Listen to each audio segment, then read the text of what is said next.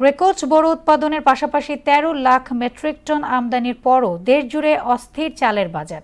৩ সপ্তাহের ব্যবধানে এর দাম বেড়েছে কেজিতে ৭ টাকা পর্যন্ত। মিল মালিকরা বলছেন, ধানের সংকটসহ প্রতিকূল আবহাওয়ার চাল উৎপাদনে ব্যাঘাত ঘটায় বাড়ছে দাম। চালের এমন অরাজক দামে বিপাকে নির্ময়ের মানুষ। মনির হোসেনের ক্যামেরায় উষা ফেরদৌসের রিপোর্ট। দেশে এবছর রেকর্ড পরিমাণ বোরো ধান উৎপাদন হয়েছে। 2019-20 অর্থ বছরে দেশে এর উৎপাদন ছিল 1,95,00,000 টন। আর 4 বছরের ব্যবধানে 2023-24 অর্থ বছরে বোরোর উৎপাদন দাঁড়িয়েছে 2,10,00,000 মেট্রিক টনে।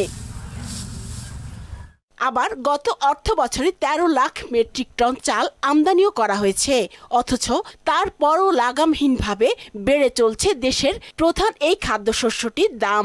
এতে চরম বিপাকে পড়েছে নিম্নয়ের মানুষেরা। ভাত তো কম খাইলে তো আর কাজ করতে পারব না, আর সুদে মধ্যে হইলে লবণ হইলে ভাত দেখাই। আমরা গরিব মানুষ, আমাদের তো কষ্ট আছে। যে জায়গায় এক পায়ে সেই জায়গায় আমাকে হাত বা খাওয়া লাগে। এক সপ্তাহ বৃষ্টি হলে পারে আমাদের কোনো ইনকামও হবো না, বাড়িতে টাকাও পাঠাই দিতে পারবো না।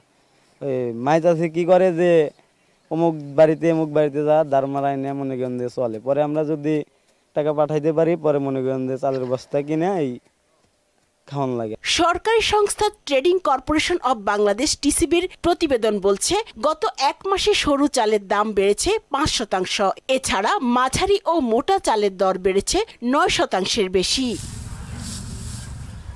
মিল মালিকরা বলছেন, ধান সংকট আর প্রতিকূল আবহাওয়ায় চালের উৎপাদন কমে যাওয়ায় এর প্রভাব পড়েছে বাজারে। বাজারে আমার যা ধানের দরকার আজকে 700 মণ, আমি পাইতেছি 100 মণ।